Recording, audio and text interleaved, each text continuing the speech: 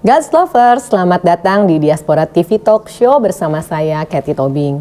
Hari ini kita akan membahas sebuah topik yang mungkin jarang disinggung secara terbuka, tapi sangat relevan, khususnya dalam dialog antara iman Kristen dan Islam.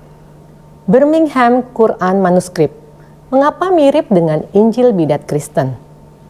Pada tahun 2015, dunia akademik dikejutkan oleh penemuan naskah Quran kuno di Universitas Birmingham yang diyakini berasal dari masa paling awal Islam.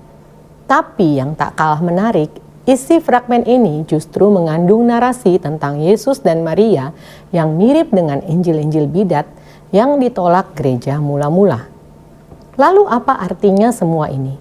Apakah ini bukti kemiripan sejarah? Atau justru jejak pengaruh teks Kristen marginal terhadap penyusunan Quran? Topik ini penting diangkat oleh Diaspora TV karena banyak umat Kristen hari ini, terutama generasi muda, mulai mempertanyakan keabsahan Alkitab ketika berhadapan dengan narasi dari luar iman. Nah, Pak Arief, apa sih itu Birmingham Quran Manuskrip dan mengapa disebut salah satu naskah tertua Quran? Ya, kalau Birmingham itu merujuk nama kota sebenarnya ya di Inggris ya, dan itu di tempat di mana disimpannya dokumen di Universitas Birmingham, maka disebut Birmingham Manuskrip ya. Beberapa fragmen atau manuskrip-manuskrip yang ternyata ada kesamaan dengan beberapa ayat di dalam Al-Quran ya, bukan secara utuh ya. Ya, tidak secara utuh ya. Itu ada dua halaman surat Al-Kahf ya, itu dari surat 17 sampai 31 ya. Lalu satu lembar surah Maryam ya. Itu dari ayat 91 sampai 98. Lalu surat Toha. Surat Toha itu dari ayat 1 sampai ayat 40 ya. Jadi setelah tadinya dokumen ini menyatu dengan dokumen-dokumen lain, manuskrip lain ya. Setelah dilakukan penelitian, ternyata beberapa lembar fragmennya itu punya kesamaan ya. Jadi ya tanpa judul memang ya, cuma punya kesamaan. Setelah diteliti carbon datingnya, ternyata yang manuskrip tadi yang 2 lembar dan 1 lembar, kemudian dari surat Toha tadi, itu carbon datingnya kembali kepada tahun 568 Masehi sampai 645. Bahkan diperkirakan beberapa fragmennya dalam kumpulan manuskrip tadi itu lebih tua lagi. Ya, lebih tua lagi. Nah, hal ini jadi signifikan karena apa? Berarti ada dokumen manuskrip yang mirip dengan Al-Quran. Ya, teks tua dibandingkan Nabi Muhammad. Nah, ini menarik kan, ya, karena secara teoritis katanya Al-Quran itu diturunkan kepada Nabi Muhammad ya, walaupun secara sejarah kita bisa buka ya bahwa itu baru ditulis justru ketika setelah Nabi Muhammad meninggal.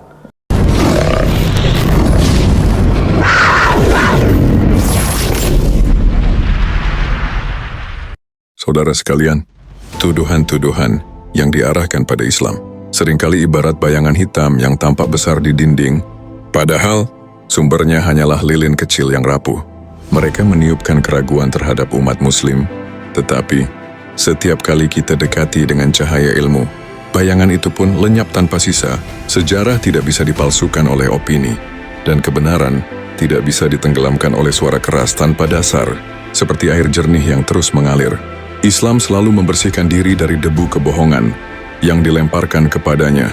Maka, bagi siapa saja yang mau berpikir dengan jujur, bukti sudah cukup jelas.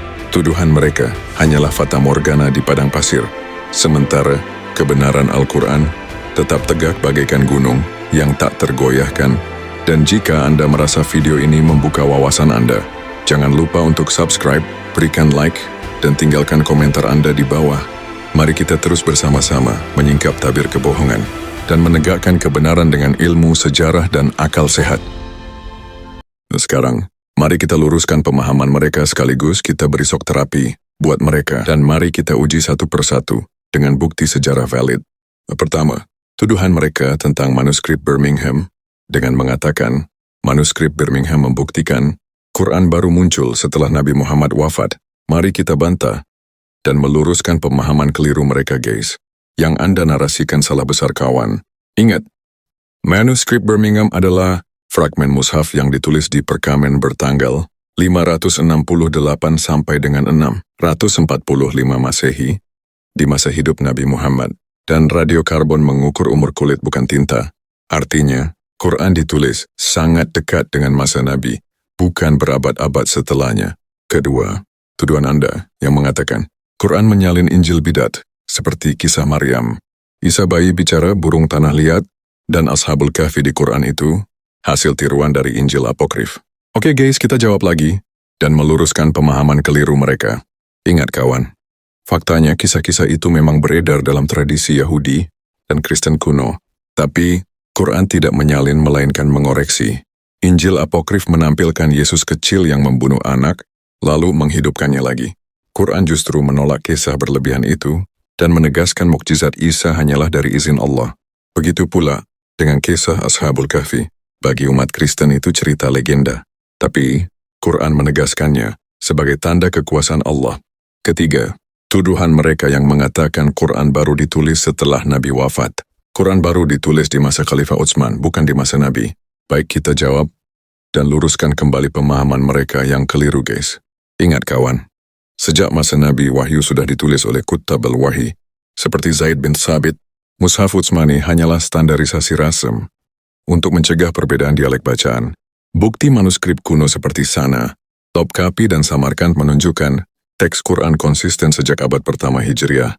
Keempat, mereka menuduh Quran dipengaruhi Nestorian, Ebionit, atau Waraka bin Naufal. Sekarang mari kita bantah dan luruskan kembali, guys. Ingat kawan, Nabi Muhammad dikenal ummi, tidak membaca dan menulis, dan Allah sendiri sudah menegaskannya. Engkau tidak pernah membaca kitab sebelum ini, dan tidak menulisnya dengan tanganmu. Al-Quran Surat Al-Ankabut ayat 48. Jadi, jika Quran hanyalah kopian, tentu orang Arab bisa menandinginya. Namun faktanya, bahkan lawan atau musuh Nabi Muhammad sendiri mengakui keindahan Quran tak tertandingi. Kelima, mereka menuduh Utsman membakar Quran asli dan membuat versi baru. Baiklah guys, kita jawab dan meluruskan pemahaman mereka yang keliru tersebut. Ingat kawan, ini merupakan manipulasi yang Anda narasikan. Perlu Anda ketahui di sini, yang dibakar hanyalah mushaf dengan perbedaan dialek bacaan. Isi Quran tidak pernah berbeda. Faktanya, semua mushaf kuno di dunia konsisten secara isi hingga hari ini. Keenam, serangan balik dari saya tentang sejarah Alkitab Anda sendiri. Biar adil dan biar dunia pun tahu, Anda menuduh Quran mirip Injil bidat, berarti Al-Quran palsu. Ingat kawan, perlu Anda ketahui juga, justru Alkitab Anda sendiri yang penuh masalah teks. Ada ayat tambahan belakangan, seperti dalam Markus 16 ayat 9-20. Wah, sangat fantastik, Bung. Ada ayat palsu, sampai 11 ayat dalam Markus 16. Begitu juga dalam Yohanes 7 ayat 53. Juga dalam Yohanes 8 ayat 11, yang merupakan ayat-ayat sisipan, alias ayat-ayat palsu. Bahkan, ada ratusan kitab apokrif Kristen di abad kedua dan abad keempat, dan gereja sendiri bingung, mana asli, mana palsu. Jadi, yang rapuh itu justru Alkitab Anda sendiri, sementara Quran tetap terjaga. Jadi jelas, tuduhan Anda runtuh di hadapan bukti sejarah. Quran terjaga sejak masa Nabi Muhammad, sedangkan kitab Bible Anda sendiri penuh lubang. Ingat kawan, sejarah berpihak pada kebenaran bukan pada kebencian. Video dalam channel Diaspora TV tersebut berusaha memberi kesan bahwa Quran hanyalah hasil adaptasi dari teks Kristen marginal.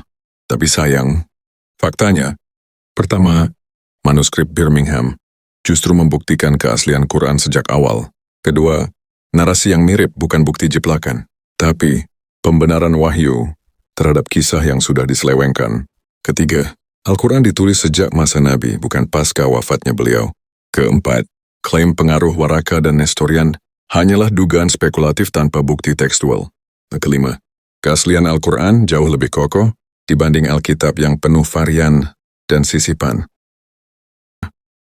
Saudara-saudara, tuduhan terhadap Islam ibarat bayangan yang tampak panjang, Ketika matahari hampir terbenam, ia terlihat menakutkan, tapi sejatinya hanyalah ilusi dari tubuh yang kecil. Sejarah dan fakta adalah cahaya matahari itu, yang ketika terbit akan menghapus seluruh bayangan kebohongan. Maka, jangan biarkan kita tertipu oleh suara-suara yang lantang. Namun, kosong, seperti gong yang dipukul keras. Suaranya nyaring, tapi di dalamnya hampa. Islam berdiri dengan akar sejarah yang kokoh. Sementara, tuduhan mereka rapuh, ibarat rumah yang dibangun di atas pasir.